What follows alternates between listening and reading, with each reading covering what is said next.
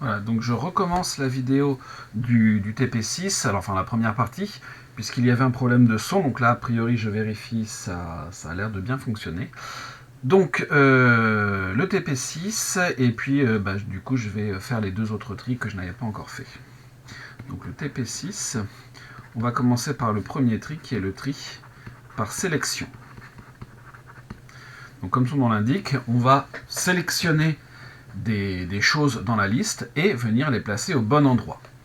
Donc, dans l'exercice 1, la première chose que l'on nous demande, c'est de trier avec cette méthode qui est décrite la liste suivante, donc 5, 1, 8, 2, 7, 3, 9, 4. L'idée du tri par sélection, c'est la suivante. On va chercher la plus petite valeur, et cette plus petite valeur, on va venir la positionner à l'endroit où elle doit être, si on veut trier la liste par ordre croissant, c'est-à-dire qu'on va venir la mettre en première position de la liste. Une fois qu'on aura fait ça, on va chercher la deuxième plus petite valeur, la mettre en deuxième position, et ainsi de suite. Alors chercher la kème plus petite valeur, c'est pas forcément quelque chose de simple dit comme ça, mais en fait on va avoir une petite astuce si on veut, que je vais vous détailler là-dedans. Donc, la première étape, c'est tout simple. Dans ma liste, je cherche la plus petite valeur. Bien sûr, la plus petite valeur, ici, c'est le 1. Le 1, je vais devoir l'échanger avec le 5. Une fois que cette première étape est faite, donc j'échange les deux, 1, 5, et le reste, je n'y touche pas. 8, 2, 7, 3, 9, 4. Une fois que c'est fait, on peut remarquer que cette première partie de la liste contient le plus petit élément de cette liste. Et ce que je vais faire après, c'est que plutôt que de chercher la deuxième plus petite valeur de la liste, en fait ça reviendra à ça, mais je vais chercher la plus petite valeur dans cette partie-là de la liste. Donc j'oublie en quelque sorte provisoirement le 1 que j'ai mis en première position et je vais venir chercher la plus petite valeur dans cette partie-là de la liste. Évidemment, dans cette partie-là de la liste, la plus petite valeur c'est le 2. Et je fais la même chose, je viens mettre le 2 à la première position de cette nouvelle partie de la liste. Donc je vais donc l'échanger avec le 5. Et j'obtiens 1, 2, 8, 5, 7, 3, 9, 4. Et là, les deux premiers éléments, cette fois, sont bien rangés. Donc je vais choisir dans la suite, je vais m'intéresser uniquement à ce morceau de la liste qui commence ici au 8. Je vais chercher là où se trouve le plus petit élément de cette partie-là. C'est le 3. Et le 3, je viens l'échanger avec le 8. Et donc je vais obtenir 1, 2, 3, 5, 7, 8, 9, 4. Et là, ce sont les trois premiers qui sont rangés. Je vais accélérer un petit peu, je ne l'assure plus, mais on aura compris que je vais chercher le plus petit élément dans cette partie-là de la liste, c'est le 4. Je l'échange avec le 5. Et donc je vais obtenir 1, 2, 3, 4, 7, 8, 9, 5. Et là, j'ai ces éléments qui sont bien rangés. Je cherche le plus petit, c'est le 5. Je viens l'échanger avec le 7. Et je vais obtenir 1, 2, 3, 4, 5, 8, 9 que je ne touche pas, et le 7. Voilà. Le plus petit élément, c'est le 7. Je viens l'échanger avec celui-là. Et je vais obtenir 1, 2, 3, 4, 5, 7, 9 et 8. Je cherche le plus petit élément de la liste, c'est le 8. Je l'échange avec celui-là. Et j'obtiens 1, 2, 3, 4, 5, 7, 8 et 9. À ce moment-là, j'ai donc toute cette partie-là de la liste qui est bien triée. Et le dernier, dans ce cas-là, il est automatiquement bien trié aussi. Ce qui veut dire que le dernier élément de la liste, finalement, il est automatiquement rangé.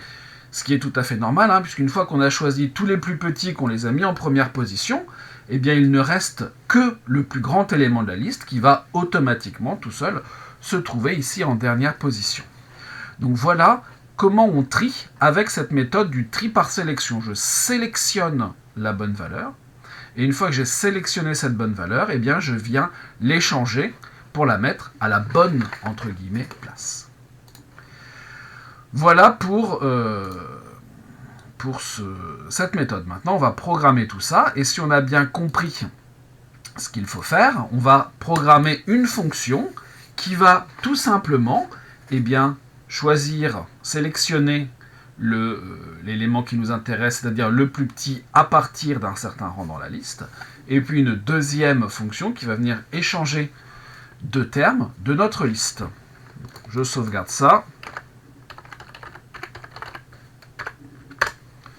de façon à ce qu'on puisse la voir tout à l'heure. Et maintenant, on va passer à Python. Alors, je vais prendre les questions dans l'ordre de l'exercice. Donc, la première question, en fait, on l'a déjà réalisée. La deuxième question, on me demande d'écrire une fonction liste aléatoire qui prend en entrée un entier n et renvoie une liste de n valeurs aléatoires comprises entre 0 et 5n. Pourquoi on me demande ça ? Ça ne va pas m'aider à trier une liste, mais ça m'aidera à la fin à tester ma méthode de tri sur une liste de valeurs aléatoires. J'ai besoin d'aléatoire, donc je vais utiliser le module qui marche bien pour l'aléatoire, donc c'est le module random. Et là-dedans, je vais utiliser la fonction qui s'appelle randint. Bon. Une fois que je fais ça, je vais fabriquer ma liste aléatoire, qui prend en entrée un entier n et qui doit me renvoyer une liste. Alors, je pourrais partir d'une liste vide, faire une boucle qui remplit petit à petit la liste, mais on a vu comment faire de façon un petit peu plus maligne. Je vais choisir des valeurs aléatoires, comprises, on me dit, entre 0 et 5 fois n, et je dois répéter ça. N fois, alors pas besoin de guillemets, for in range n. Voilà ma première fonction. Je vais sauvegarder ça. Alors pourquoi il ne me remet jamais dans le bon dossier, je ne saurais pas. Mais c'est pas grave, on va y aller. Non, c'est pas là, c'est là. Voilà. Voilà, c'est enregistré. Je vais tester. Hop. Je vais lui demander une liste aléatoire de 10 valeurs, par exemple. Ça fonctionne bien. J'ai bien 10 valeurs, comprises entre 0 et 50, au hasard. Pas de problème, ça marche. Passons à la troisième question maintenant. La troisième question, on me demande d'écrire une fonction qui s'appelle plus petit. Bon, très bien. Plus petit. Et cette fonction, elle doit prendre un entier k, une liste L, et elle doit renvoyer le plus petit élément qui se trouve dans la liste L, bien sûr, mais pas dans l'intégralité de la liste, uniquement à partir du rang k. C'est toujours pareil, je vais chercher un minimum, donc un mini, et je ne commence pas à l'indice 0, comme on a pu le voir dans le TP5, mais je dois partir du rang k, donc mon minimum, c'est le L de k. Et ensuite, je vais faire une boucle qui part de ce rang k, qui va jusqu'à la fin de la liste, et qui cherche le minimum. Donc for i in range k, virgule, pour aller jusqu'à la fin, len de L. Alors remarquez que je peux partir, en fait, même je peux être un petit peu plus malin, je peux partir de k, bien sûr, mais je viens de déjà traiter le rang k, donc je peux partir du rang d'après. On gagne, pas grand-chose, hein, mais on gagne l'élément d'indice k qu'on ne regarde pas deux fois. Qu'est-ce qui va se passer ? Eh bien, si jamais l'élément que je suis en train de regarder, c'est-à-dire le L de i, est strictement plus petit que mon minimum, dans ce cas-là, qu'est-ce que je dois faire ? Eh bien, c'est cet élément que je regarde qui va devenir mon plus petit. Donc, mini. Je le change. Maintenant, c'est L de i. Une fois que j'ai regardé ça jusqu'à la fin, je n'ai plus qu'à renvoyer mon minimum. Voilà ma fonction plus petit. Alors, on va tester ça. Si je lui demande de me donner le plus petit élément... Alors oui, ça ne marchera pas comme ça. Donc, je vais d'abord me donner une liste aléatoire que je vais appeler L. Alors bien sûr, on pourrait appeler directement plus petit et puis mettre liste aléatoire dedans, mais comme ça, on ne saurait pas ce que c'est que la liste. Donc là, voilà la liste aléatoire qui a été tirée au hasard avec ce tirage. Et maintenant, je vais appeler mon plus petit. Voilà, ben on va partir du rang 0, par exemple, dans ma liste L. Et il me dit que le plus petit élément, c'est 15. C'est le dernier. Alors là, c'est un petit peu pas de bol, parce que pour faire mon test, si je veux partir d'un autre rang, eh bien, ça ne marchera pas. Donc ce que je vais faire, c'est que moi, je vais lui dire que je vais ajouter... alors si je fais ça, il va me le mettre à la fin. Donc je vais dire L est égal à 1 plus L. Voilà. Et donc maintenant, j'ai fabriqué artificiellement une nouvelle liste dont le plus petit élément maintenant est 1 et est en première position. C'est bien ce qu'il me dit. Mon plus petit élément, c'est 1. Et si je commence pas au rang 0, mais je commence par exemple au rang 2, bah cette fois, le plus petit élément, c'est bien le 15 qu'il y a au bout. Donc, ma fonction plus petit a l'air de fonctionner. À la question 4, on est déjà à la question 4, on me demande de modifier la fonction précédente pour que elle ne renvoie plus le plus petit élément, parce qu'en fait, on s'en fiche de la valeur du plus petit. Ce qui nous intéresse pour faire l'échange, c'est pas la valeur, c'est plutôt l'endroit où se trouve ce plus petit élément. Donc on me demande de modifier ça pour obtenir non plus le plus petit élément, mais son index. L'index du plus petit. Donc il faut que je retienne deux choses cette fois. Il va bien falloir que je retienne la valeur du minimum pour le chercher, mais il faut aussi que je m'intéresse à son index. Et cet index, au départ, il vaut k. Dans ma boucle, ça ne change pas, mais si je mets à jour le minimum, il faut aussi que je mette à jour son index. Et dans ce cas-là, c'est i. Et ce que je renvoie à la fin, c'est plus le mini, c'est l'index du mini. Voilà, donc ici je vais tenter index plus petit de 0 et de ma liste. J'ai bien pour le virgule, c'est une virgule. Le plus petit est bien à la position 0. Si je fais 2, il doit me donner la dernière position. Comme cette fois j'ai 11 éléments, puisque j'en avais 10 et j'en ai rajouté 1, je vais bien de 0 à 10, le 15 est en 10e position.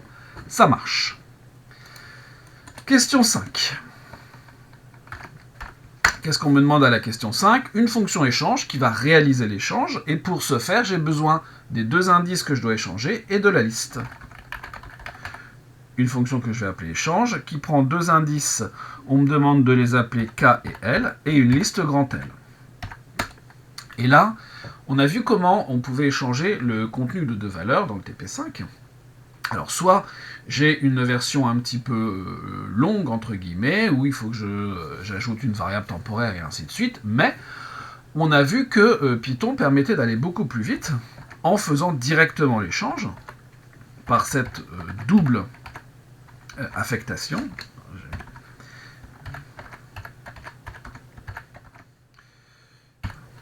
Et voilà, ça se passe très très vite.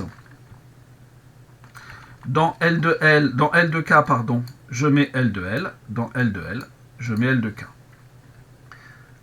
On va pouvoir tester ça. Donc je vais faire un échange. Par exemple, entre la position 1 et la position 10 dans la liste L. En position 1, on a 31. En position 10, on a 15. Donc il doit venir me mettre le 15 juste après le 1. Alors, on a l'impression qu'il ne s'est rien passé. Mais si je lui demande ma liste L, qu'il a modifiée, il a modifié en fait la liste L en place, il n'a pas fabriqué une nouvelle liste, il a pris la liste qu'on lui donnait et à l'intérieur de cette liste, il a échangé les valeurs. Et donc j'ai bien le 31 et le 15 qui ont été échangés, donc on peut considérer que ma fonction échange fonctionne. Question 6, c'est la fonction qui met tout ce que l'on a fait, ou presque, bout à bout, pour réaliser effectivement le tri par sélection. Pour trier une liste, j'ai seulement besoin de ma liste en fait. Et qu'est-ce que je vais faire ? Eh bien, je vais commencer par me placer au premier élément de la liste. Je cherche le plus petit, je l'échange avec le premier élément de la liste. Ensuite, je vais me passer au deuxième élément, et ainsi de suite. Bref, il va me falloir une boucle. Donc je vais partir de 0, donc pas la peine de le mettre. Et où est-ce que je dois aller? Donc si je lui mets juste len de L, il va s'arrêter au dernier élément, pas de problème. Mais on a vu, nous, dans ce qu'on a fait, qu'on pouvait s'arrêter à l'avant-dernier élément. L'avant-dernier élément, c'est quoi? C'est len de L moins 1. Donc je m'arrête à l'avant-dernier élément.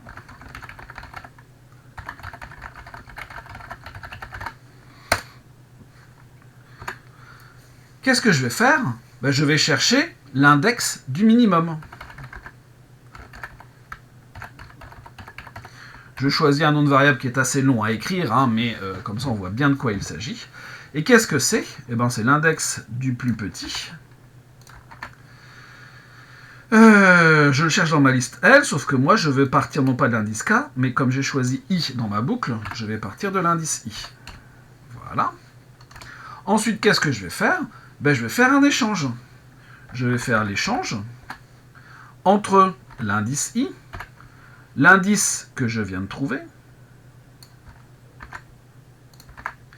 et tout ça dans la liste L. Et voilà, c'est terminé. Alors remarquez qu'en fait, on pourrait faire les deux en une seule ligne. Pour ceux qui sont friands de code compressé, je pourrais faire directement l'échange avec I et index plus petit directement, hop, hop, dans la liste L. Voilà. Les deux lignes de mon for, je pourrais les remplacer juste par une seule ligne, celle que je viens d'écrire ici. Bien sûr, on va tester ça. Voilà, donc on va faire un tri par sélection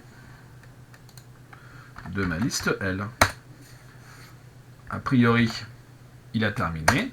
Si je regarde ma liste, 1, 15, 21, 24, 31, 34, 35, 39, 39, il y était deux fois, 42, 46. Il a bien trié ça dans le bon ordre. On va faire un test avec une liste un petit peu plus grande. Je vais faire une liste aléatoire de 100 valeurs. Voilà. Et je vais faire un tri par sélection de ma liste.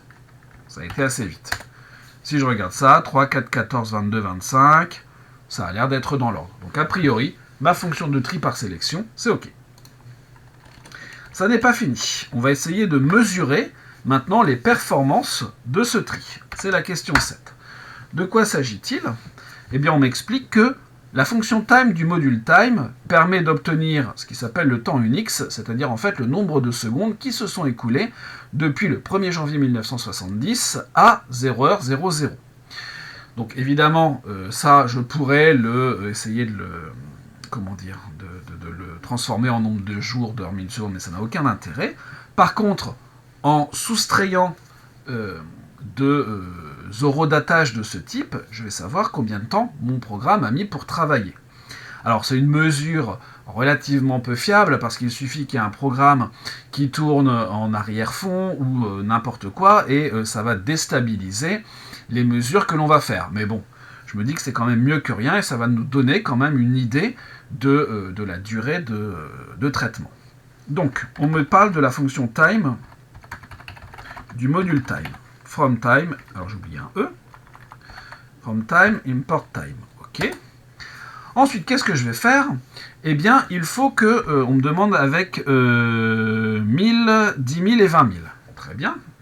Je fabrique une liste aléatoire. 2000 termes. Évidemment, c'est pas là que je prends l'heure, puisque moi, ce que je veux, c'est juste mesurer la durée du tri. Donc, je vais prendre l'heure juste avant de faire le tri. Donc, je vais me donner une variable T1 qui va me dire l'heure, entre guillemets, qu'il est. Je fais mon tri. Donc, on a vu que le tri fonctionnait bien. Hein. La liste que je vais obtenir, je m'en fiche un petit peu. Et maintenant, qu'est-ce que je vais faire? Eh bien, je vais demander la durée, donc durée pour 1000. Qu'est-ce que c'est? Eh bien, je prends l'heure qu'il est maintenant, c'est-à-dire après avoir fait le tri, et je lui retire l'heure qu'il était auparavant. Et il ne me restera plus qu'à faire afficher la durée 1000, et ça sera réglé. Je vais lancer ça. Voilà.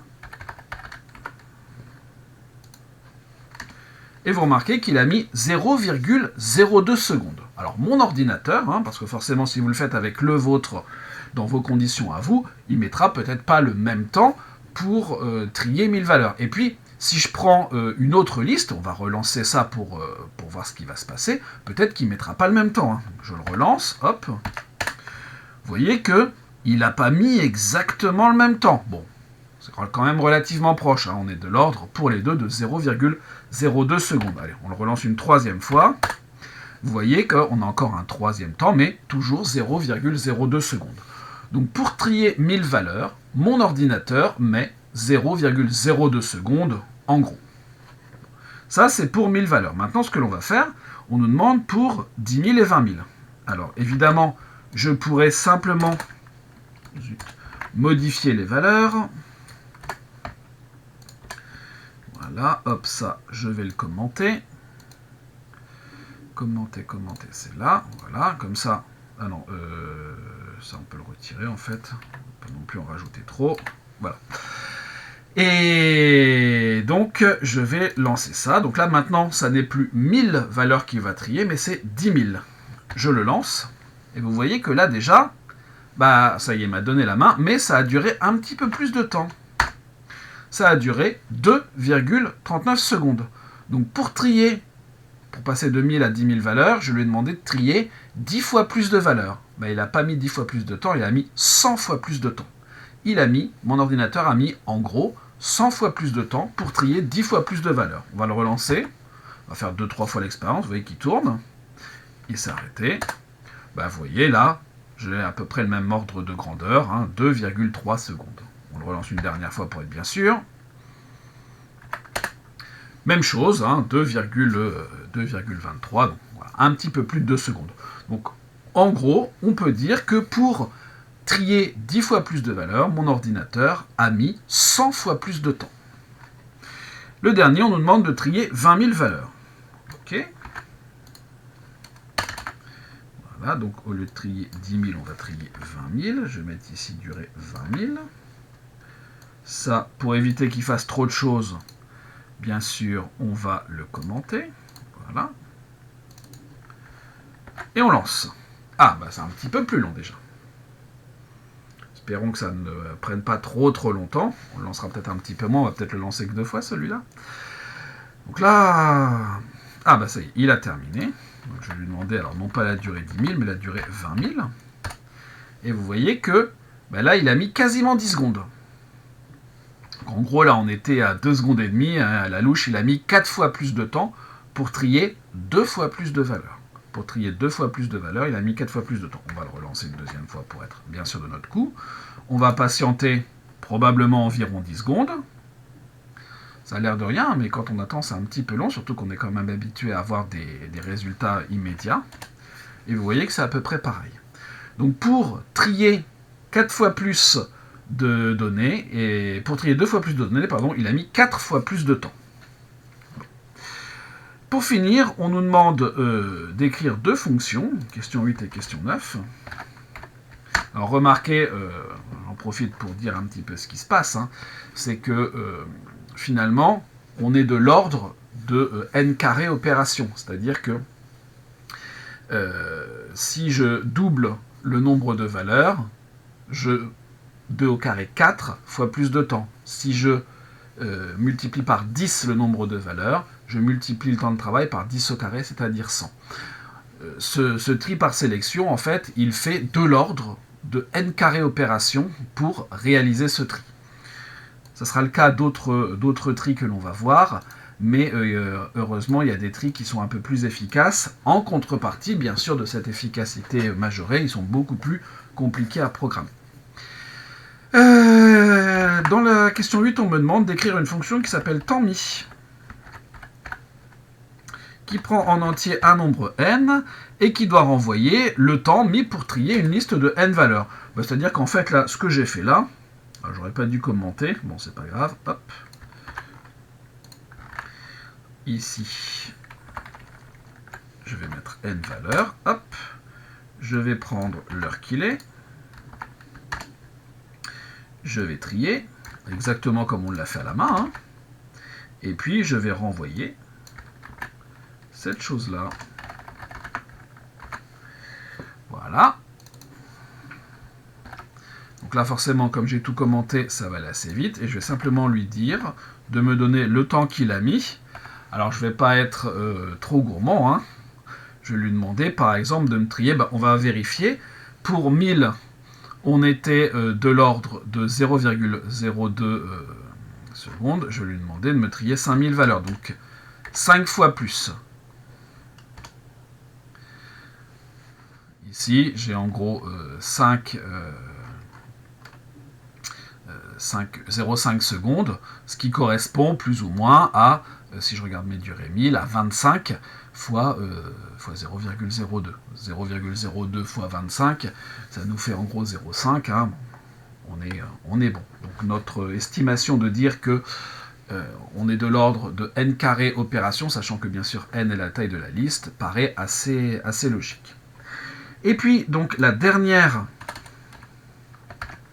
question de ce travail, c'est le temps moyen qui va être mis pour trier un certain nombre de listes, puisque, bien évidemment, le temps de tri, d'ailleurs, on peut le voir, il n'y a aucune fois, c'est toutes des durées différentes, mais le temps réel mis pour trier une liste dépend, bien sûr, de la liste en question. Donc, une fonction qui s'appelle temps moyen, c'est bon, de n. Et qu'est-ce qu'elle doit faire? Eh bien, elle doit trier 10 listes de n valeurs. Donc, qu'est-ce que je vais faire? Je vais compter le temps total que j'ai mis. Oui, c'est bien. Et je vais répéter 10 fois ce que j'ai fait au-dessus.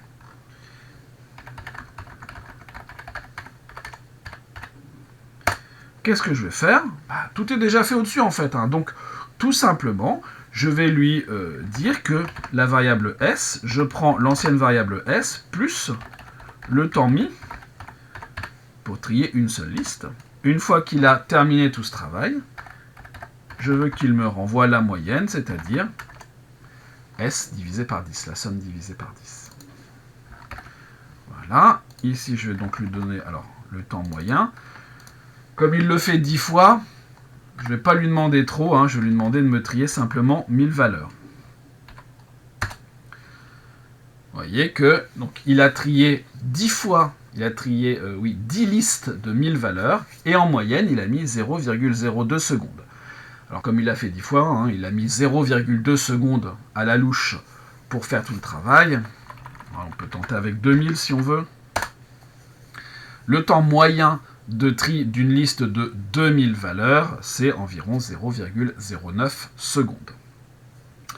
Voilà pour ce tri par sélection.